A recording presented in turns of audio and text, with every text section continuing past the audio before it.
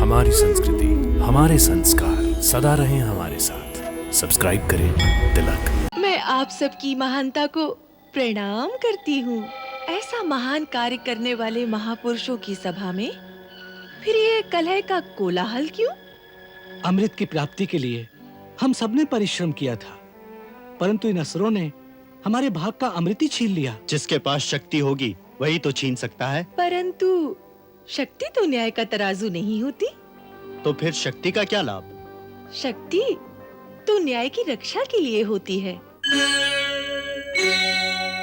देवगण, अमृत अभी तक सुरक्षित है। तमोगुणी संस्कारों और लोभ के कारण दैत्य लोग अभी तक आपस में ही झगड़ रहे हैं कि पहले अमृत कौन पिएगा। आप चिंता ना करें, हमें अमृत जैसे दिव्य पदार्थ को उनके हाथों से अवश्य बचाना है, क्योंकि तामसी और आसुरी शक्तियां अमृत पीकर अमर हो गईं, तो सृष्टि में व्यभिचार और अनाचार भी अमर हो जाएंगे, धर्म शक्तिहीन हो जाएगा।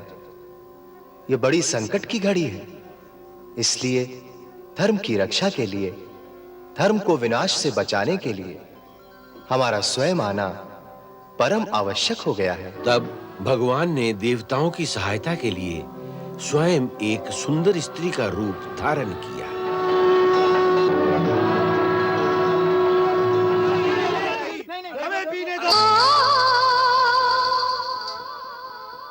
आप लोग कौन हैं? इस प्रकार आपस में क्यों कलह कर रहे हैं? देवी, हमने समुद्र मंथन करके अमृत प्राप्त किया है। अच्छा,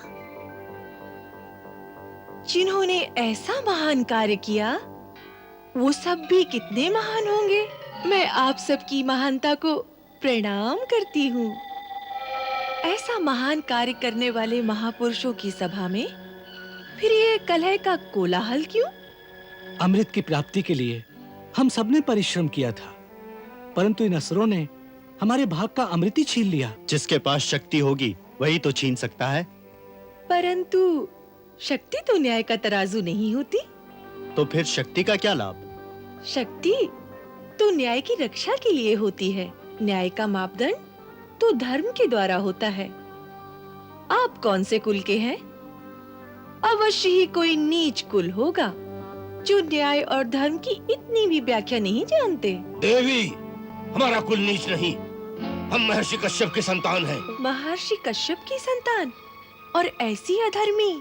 छी छी छी। परंतु हे सुंदरी, तुम कौन हो जो हम पर इस प्रकार वाक्यों के कटाक्ष चला रही हो? जो सुंदरी होती है उसे शब्दों के द्वारा कटाक्ष की आवश्यकता नहीं होती।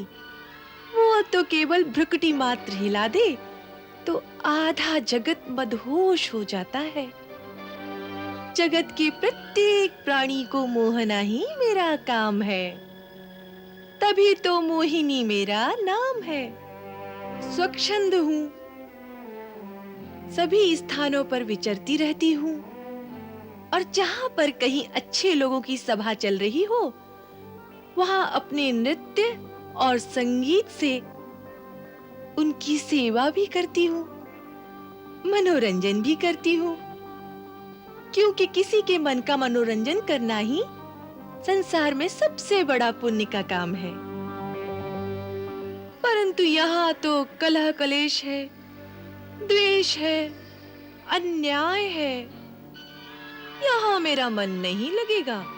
अच्छा, हे मोहिनी, तुम्हारे यहाँ आने से ऐसा लगा था जैसे मन के आंगन में वसंत ऋतु आ गई हो, परंतु तुम्हारे जाने की सुनकर मन बड़ा विवल हो गया है।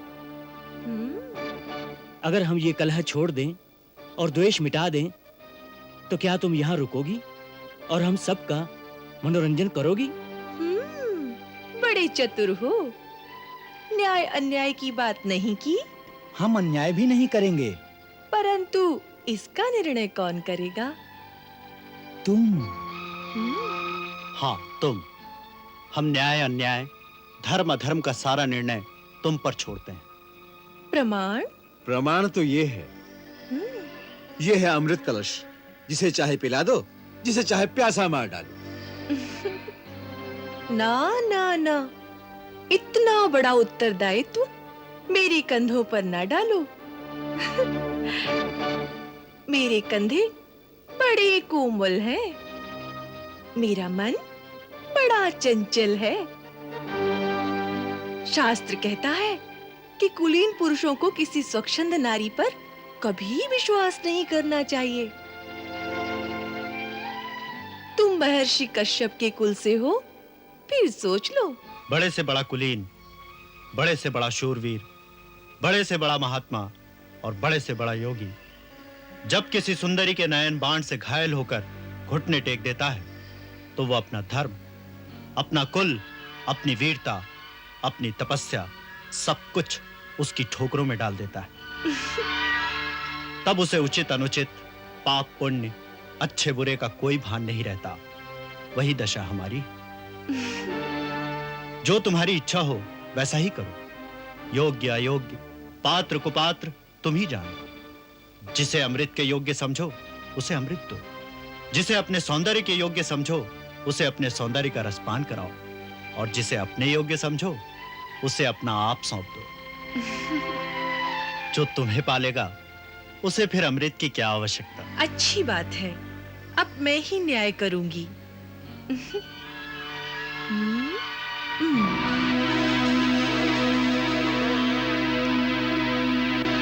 आप लोग मेरे साथ चलिए।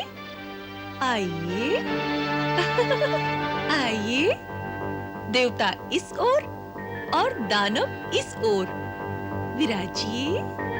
जैसा कि आपने स्वयं ही कहा है, अब मैं जिसे जिस योग्य समझूंगी उसी रस का पान उसे कराऊंगी। स्वीकार है?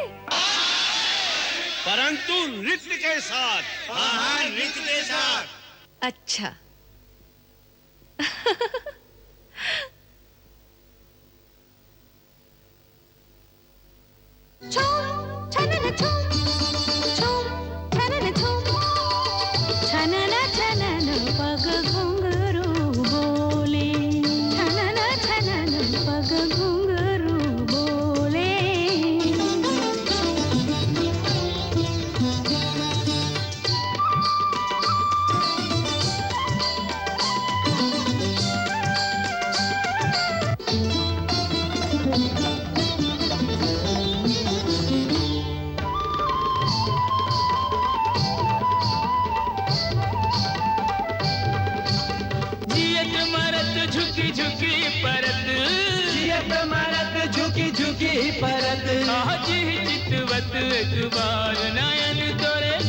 नयन तोरे नयन मोरे श्वेत श्याम रत्नार। नयन मोरे श्वेत श्याम रत्नार।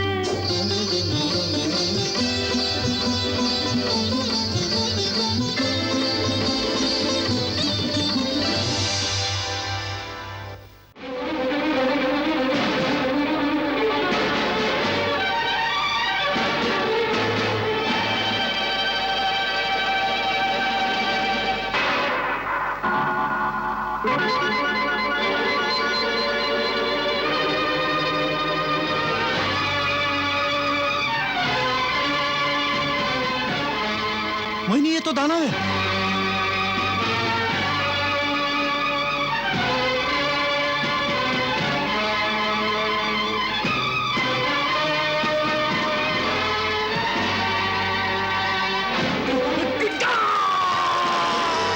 धोखा, हमारे साथ धोखा हुआ है।